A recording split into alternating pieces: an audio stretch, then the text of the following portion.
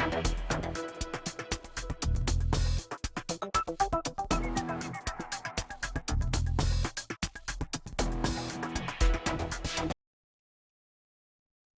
de vous présenter ce journal. Bonsoir, bienvenue à tous. Voici les titres de l'édition.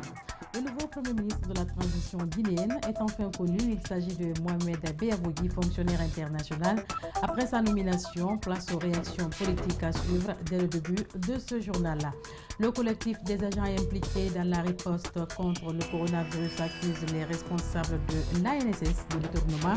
Selon le collectif, les 5 milliards offerts par le gouvernement de Chui en guise de prime exceptionnelle n'ont pas touché tous les acteurs impliqués dans la lutte. Les accusés sont sortis du silence pour donner leur version des faits. C'est tout pour le sommaire. Bienvenue à tous.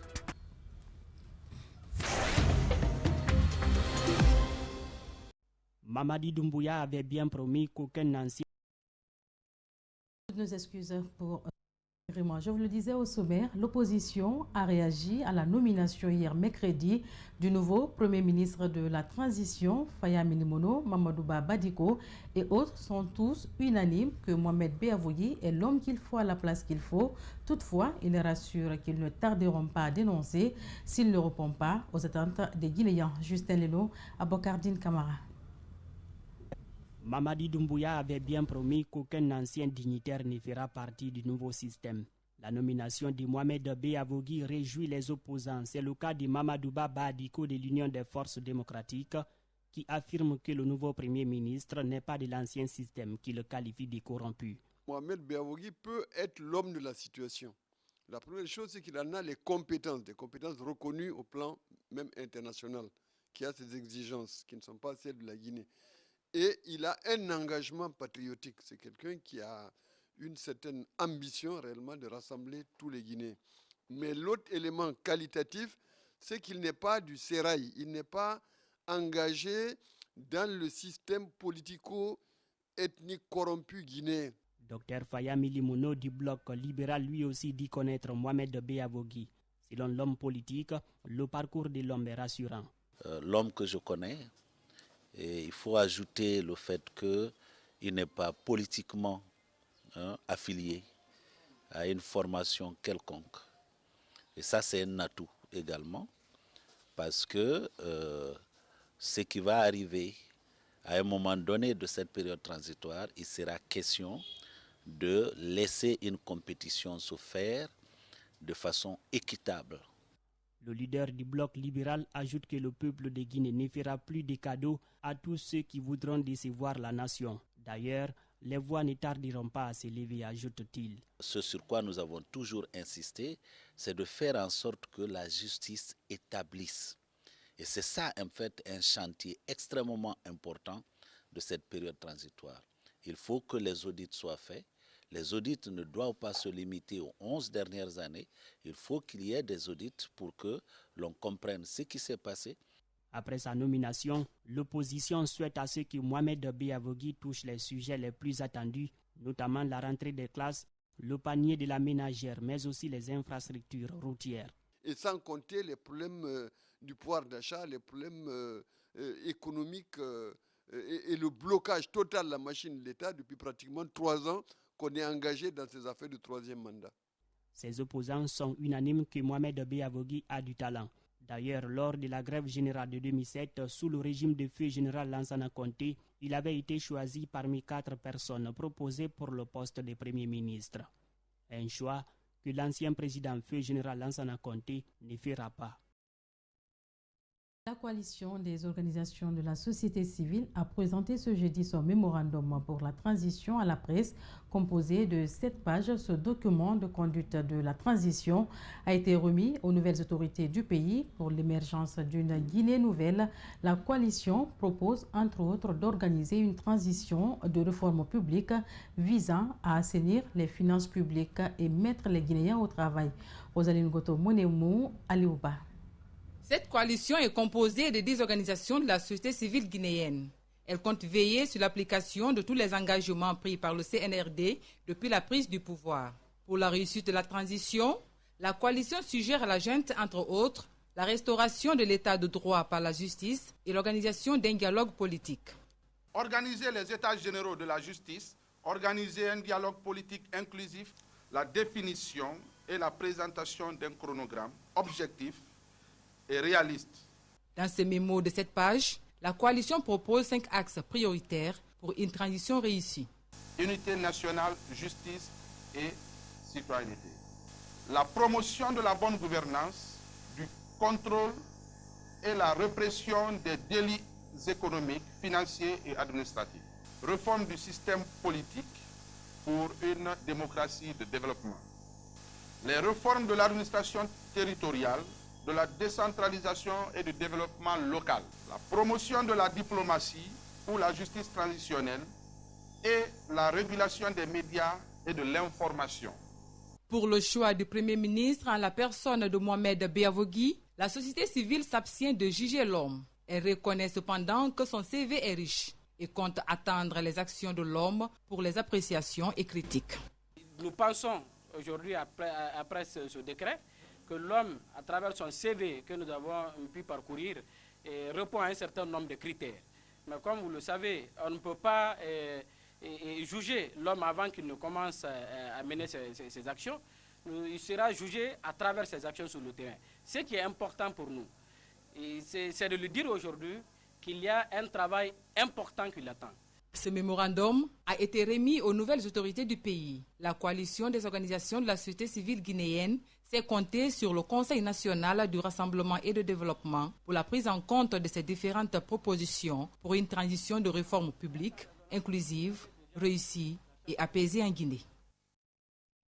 Autre volet de cette édition finit hier mercredi à Dobreka de la retraite des hommes de culture. Pendant 2 jours, ils ont réfléchi sur les préoccupations du secteur pour l'élaboration d'un mémorandum qui devrait être remis aux nouvelles autorités. Bernard Kondono, Yacouba Traoré pour le compte rendu. À la demande des nouvelles autorités du pays, les acteurs culturels se sont retrouvés au cours de ces 2 jours à Dobreka pour élaborer un mémorandum afin de le présenter aux autorités de la transition. Dans ce document, les acteurs ont fait des propositions sur la révision de certains textes juridiques du secteur pour le bénéfice des acteurs à la base. On a regardé tout ce qui est texte juridique, tout ce qui est institution. Après, on parle des patrimoines, des difficultés que nous rencontrons et des propositions. Mais ce qui va vraiment être le document qui va prendre en compte toutes les préoccupations de la culture, ça va être la politique culturelle. Ce document qui va être remis aux nouvelles autorités a permis à ces artistes de faire le diagnostic du secteur culturel tout entier pour favoriser le bon fonctionnement du département de la culture. Pour l'élaboration de cette nouvelle politique culturelle nationale, ils ont sollicité l'expertise de certains doyens du secteur qui ont eu pour rôle le suivi des travaux. Faire en sorte que le document qui va en sortir réponde à des exigences de communication, notamment de réponse à des questions urgentes, des questions concrètes. Nous sommes là pour pas orienter, pas pour proposer, mais pour stimuler la réflexion, peut-être de temps en temps essayer de recadrer un peu. Si les acteurs culturels ont pu élaborer ce document au bout de ces 2 jours à Dobreka, ils ont bénéficié de la confiance d'un partenaire qui a soutenu cette retraite. Aide et Action, à travers son programme Compétences pour demain, qui intervient sur 2 axes principaux, qui sont l'engagement citoyen et la promotion de l'employabilité des jeunes, soutient l'élaboration de ce mémorandum des artistes du secteur culturel et artistique. À travers l'élaboration de ce mémorandum, les acteurs culturels gardent l'espoir quant à la prise en compte de leurs préoccupations par les nouvelles autorités. Un compte rendu signé Bernard Kondono. Je vous le disais au sommaire, un cas de détournement soupçonné à l'Agence nationale de sécurité sanitaire par le collectif des agents impliqués dans la riposte contre le coronavirus. Selon le collectif, les 5 milliards offerts par le gouvernement déchu en guise de prime exceptionnelle n'ont pas touché tous les acteurs impliqués dans la lutte. Les accusations qui sont réfutées en bloc par le directeur général de l'ANSS et l'agent comptable de la dite institution. Je vous invite à suivre les réactions croisées dans ce reportage signé Ali Badara Kamara et Amara Alexila. C'est un dossier qui remonte en 2020 lorsque le gouvernement déchu avait offert 5 milliards à l'ensemble des acteurs impliqués dans la riposte contre la Covid-19. Après répartition des primes exceptionnelles, le collectif des agents impliqués dans la riposte contre la maladie à Covid-19 a émis des doutes. Et on a une recommandation et on a 115 personnes qui ont été omis, qui ne sont pas payées. Nous réclamons à l'ANSS de payer les omis. Ensuite, faire l'état financier de tout ce qui a été passé au cours de ce paiement. L'État nous a donné 5 milliards. Et nous, on a l'état financier de tous nos amis qui ont eu. Et ils ont déclaré que nous sommes à 3 491 personnes dans la riposte qui devraient bénéficier des 5 milliards, où chacun devrait bénéficier d'1 milliard, 1 432 000 francs. Selon nos constats, nous sommes à 2 479 personnes. Il y a un gap de près de 1012. Selon le rapport de l'Agence nationale de sécurité sanitaire, les 3 491 agents impliqués dans la riposte ont reçu leurs primes exceptionnelles. On est parti, on a travaillé ensemble, on a fait le pointage de 3 491 personnes. Après, on a transmis le rapport là au ministère de la Santé. Donc, ces 3 489 personnes payées, ce qui donne un montant total de 4 999 112 000 francs guinéens. À date, il ne reste que 888 000 sur le compte de la NSS qui n'est pas décaissé. Le collectif des agents y voit le gonflement du personnel. Il y a eu une surestimation des chiffres des agents de l'intérieur du pays. À l'intérieur du pays, l'ANSS avait prévu 500 et quelques agents. Pendant qu'en réalité, à l'intérieur du pays, on avait 337 personnes qui ont bénéficié. L'autre chose aussi qu'il faut ajouter, il y a des sites de l'intérieur du pays, notamment Koya et Dubrika, qui n'ont jamais été fonctionnels, qui n'ont jamais reçu un seul cas de Covid, mais qui ont été comptabilisés. Il y a eu effectivement une surestimation de la part. Pour éclairer toutes les parties prenantes sur ce dossier, le directeur général de l'ANSS se dit ouvert à toute éventuelle vérification des membres du collectif. Je suis au regret de voir que le problème pécunieux est en train d'avoir le dessus sur le caractère volontaire et de sauvegarde de la santé de nos populations. Quiconque, s'il y a des auditeurs spécialisés, l'ANSS est prête à le recevoir pour revenir sur le problème qui a été déjà instruit par notre inspecteur de la santé. Pour le moment, l'on ne sait pas où cette affaire des 5 milliards nous mènera, parce qu'elle a trop duré. Une pharmacie a été victime de cambriolage hier nuit à Bessia Rond-Point. Plusieurs matériels des produits dont la valeur est estimée à plus de 200 et quelques millions ont été emportés par les malfrats. Mais ce vol n'est pas une première à la pharmacie Sainte-Élisabeth. Le propriétaire demande la bienveillance des autorités pour lui permettre de récupérer ses biens. Fatmata Bintabari, Ibrahim Assouma, reportage. En plein cœur du rond-point et en face du commissariat central de Bessia, elle se fait dépouiller dans la nuit du mercredi. Les malfrats ont pris leur temps pour déterrer les crochets et couper la caméra cachée pour avoir accès à la pharmacie. Hier nuit, à partir de 22h45, nous avons fermé la pharmacie. On est rentré et comme on sait qu'ici ça circule à longueur de journée, la nuit jusqu'au matin ça circule, on est rentré à la maison. Quand en rentrant, on a mis l'argent que j'avais, la vente du soir, j'ai mis l'argent ici, 1,5 million dans la caisse. J'ai dit, comme le matin, l'autre va bien, le jeune pharmacien vient le matin, il va faire la commande. Mais dès le matin, à 6 h du matin, on m'appelle, on me dit que votre pharmacie a été défoncée. Ceci est arrivé le jour où il s'est fait livrer une commande de 9 112 000 francs guinéens. Presque tous les casiers ont été touchés. Les produits importés sont plus nombreux que ceux qui restent. Tous les produits, les CAC, tous les produits qu'ils connaissaient, ils ont tout ramassé. Et toute la commande d'hier a été importée ou... Ça a été importé, mais il y a un peu seulement qui reste, mais tout a été pris. À part les produits, ils ont emporté la télé, tout, ils ont tout pris. Ils voulaient envoyer une base qui était là, ils ont décidé, ils pensaient que c'est l'argent, mais ils n'ont pas pu emporter ça. Ce qui reste, ça peut aller jusqu'à 100 et quelques millions. Et ce qu'ils ont pris, ça va jusqu'à 200 et quelques millions. C'est la 3e fois que la pharmacie se fasse dérober. Toutes les plaintes portées au commissariat d'à côté sont restées sans réponse. La victime, par ailleurs, n'exclut pas la complicité d'un proche dans cette affaire. Nous-mêmes, on n'arrive pas à comprendre. Peut-être à côté de moi, il y a des complices. C'est ça, on va essayer de voir. C'est pourquoi j'appelle. Comme on a les caméras, nous allons partir. Ils vont visualiser ça. Ce qu'on va voir, on va essayer de les informer.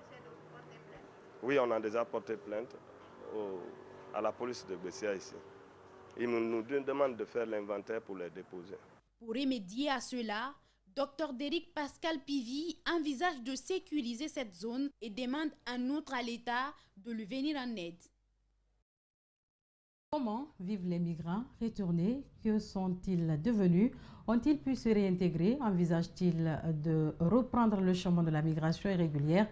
Élément de réponse dans ce reportage signé Mamadou Kalisso et Ibrahima Souri Kamara. Thierno Boubacar Diallo, 23 ans, est diplômé en génie civil. En 2017, il traverse le désert malien et libyen. Des tortures morales et physiques étaient devenues son quotidien. Le tout couronné de privations de nourriture par les passeurs. Ces douloureux souvenirs le hantent jusqu'à présent. Mes cauchemars me montrent que je suis toujours en Libye. C'est que quand je me réveille d'abord et que je trouve que je suis en Guinée, c'est là-bas maintenant j'aurai un cœur abaissé, quoi. Mais si toutefois je fais le cauchemar, c'est pas du tout facile. Bon, à chaque fois je pense à ça, je me dis non. La route là, c'est pas une bonne route. Actuellement, il se bat pour mettre en place sa propre entreprise, soutient-il. Travailler pour moi-même, vu que je suis maintenant ingénieur en génie civil. Aussi, ma passion, c'est de créer mon propre entreprise de construction. C'est mon objectif le plus ardent actuellement. L'aventure de cet autre jeune trentenaire s'est arrêtée au Maroc. Des traces de violence physique et mentale sont encore visibles. Ces chauffeurs de poids lourds mènent un combat permanent depuis son retour pour survivre. Je me débrouille avec des petits business. Si quelqu'un veut le papier, je l'aide à trouver. Je gagne quelque chose dedans. Quel genre de papier? La carte d'identité, le passeport. Cette mère de famille aussi s'est rendue en Algérie pour libérer son garçon de 14 ans pris en otage par des passeurs qui lui réclamaient 100 000 francs CFA. Elle a réussi à rapatrier son fils qui a repris les cours. Le jeune sensibilise actuellement ses camarades sur les dangers de la migration clandestine. Bangali Kanté, lui, n'a pas eu la chance de rentrer au Bercail sain et sauf.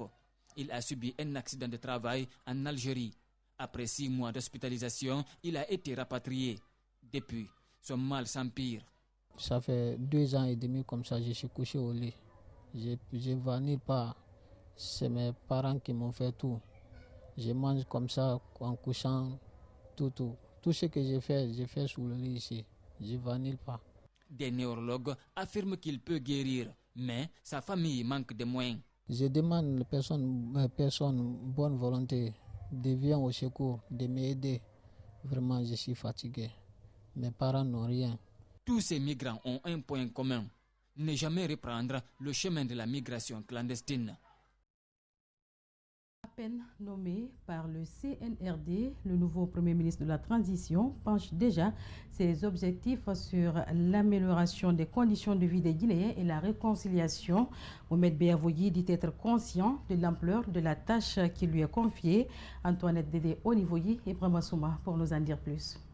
C'est un Mohamed Beavoyi confiant et conscient du défi qui l'attend dans la conduite de cette transition en République de Guinée. Pour lui, l'heure n'est plus au beau discours, mais plutôt des actes concrets. Nous savons ce que nous voulons. Avec beaucoup plus de précision, qu'est-ce qu'on peut faire pour que ce pays-là puisse avoir les bases qu'il faut pour se construire comme une démocratie juste, équitable et au service de ses populations. Parce que finalement, une administration, c'est quoi? Ce n'est pas une administration pour se servir, c'est une administration pour servir les citoyens. Les biens de l'administration sont les biens des citoyens. C'est une très grosse responsabilité. Mais nous allons essayer de faire en sorte que cette responsabilité soit assumée avec honneur et dignité.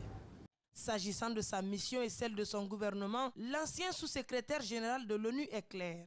Nous n'avons pas un rôle de développement. Nous avons une mission à délivrer. Mon gouvernement sera un gouvernement de délivrables bien précis. Et nous allons être honnêtes sur ce qu'on peut faire et on doit faire. Durant cette période transitoire d'une durée inconnue pour le moment, la junte a promis par la voix de son Premier ministre de procéder à une refondation de l'État, rédiger une nouvelle constitution, lutter contre la corruption, réformer le système électoral, organiser les élections et réconcilier les Guinéens. Le rôle du gouvernement, est de créer toutes les conditions pour que justement les Guinéens puissent se parler, se réconcilier, travailler pour tous, pour la Guinée. Ça, c'est notre rôle. Faire en sorte que les ressources soient là, que les moyens soient là et que le pays fonctionne correctement. Nous n'avons rien à inventer, nous n'avons pas de plan quinquennal ni de plan triennal à mettre en place. Nous devons faire marcher le pays à la satisfaction et donner l'exemple pour que dans le futur ça suive. L'important, encore une fois, c'est de construire les bases du changement. La justice, l'administration qu'il faut pour que, d'une part, le volet politique se déroule dans les meilleures conditions et que le meilleur gagne aux élections à la fin. Nous sommes là, comme l'a dit le président, nous sommes là pour servir, pour créer ces conditions et partir. Faut-il prévenir le nouveau Premier ministre quant aux sirènes de démagogues qui pourraient l'envahir et lui faire perdre sa mission? D'ores et déjà, sa maison ne désemplit pas. Et de louanges résonnent à distance pour dire que beaucoup de dignitaires de l'ancien régime d'Alpha Condé prêtent déjà allégeance au CNRD. À présent, direction Kindia, où le groupe scolaire privé impérial avec son architecture qui impose des visiteurs a été inauguré récemment dans la sous-préfecture de Damaraña, non loin du centre-ville. La cérémonie inaugurale de cette école de 28 salles de classe s'est déroulée en présence de plusieurs autorités locales. Reportage à Bokarsila. Bâti sur une superficie de 1200 mètres carrés, le groupe scolaire privé impérial est un immeuble de 4 étages. Et chaque étage comporte 6 salles de classe. L'établissement va de la maternelle au lycée. Il comporte également 5 directions bien équipées et 5 blocs de latrines de 29 cabines, une salle d'informatique et tant d'autres. L'établissement a été inauguré ce dimanche en présence de plusieurs autorités locales. Un plus pour la jeunesse de Kindia, pour l'éducation des enfants de ce pays. Le groupe scolaire privé impérial avec son architecture qui impose le respect des visiteurs est situé dans la commune rurale de Damakania, non loin du centre-ville. Hormis les autorités locales, quelques acteurs qui interviennent dans le domaine de l'éducation étaient aussi de la partie. C'est le cas du vice-président de l'Association pour la promotion des écoles privées de Guinée. Créer une école, c'est fermer des prisons. C'est aussi une façon de créer de l'emploi. Nous sommes là pour accompagner l'État dans son rôle régalien. Donc, cet édifice, vraiment, ça lutte contre aussi le chômage. La cérémonie d'inauguration de cette école de 28 salles de classe a connu la participation de plusieurs citoyens. Cette dame fait partie de la famille du fondateur. Elle pense que beaucoup de cadres guinéens doivent s'investir dans le domaine de l'éducation. Pour nous, c'est vraiment un succès. Si beaucoup de cadres, de jeunes pouvaient s'inspirer de ce modèle pour faire beaucoup plus d'écoles, vraiment c'est beaucoup plus pour le pays. Dans la préfecture de Kindia, des concessions scolaires poussent dans tous les sens. Mais la particularité du groupe scolaire privé impérial est sa proximité, souligne le directeur général de l'établissement. La première particularité pour le groupe scolaire impérial, c'est l'accessibilité. L'accessibilité, l'école n'est pas tellement loin de la route et ça permettra réellement à tous les enfants d'accéder sans problème. Et le bus scolaire est en bon état. Son arrivée dans le secteur de l'éducation est née de la volonté de sa grand-mère et celle de sa sœur, précise le fondateur. Ma grand-mère maternelle m'a toujours dit de faire quelque chose. Alors j'ai pensé à faire une école coranique à un moment donné. Et après, il y a ma grande sœur de lait qui m'a aussi poussé dans l'éducation. Le volet lié au transport des élèves n'a pas été omis par les responsables du groupe scolaire privé impérial. Aujourd'hui, l'école dispose d'un bus pour cet exercice quotidien. La fin de ce journal, il a été réalisé par toute l'équipe de la rédaction d'Espace TV, coordonnée à la régie par Kadi Touré, alias Okra Kamara, Lamine Sidibé et Fanta Guiré. Merci à Malik Sandiana Kamara qui m'a aidé à vous le présenter, à vous d'avoir été des nôtres. Bonsoir.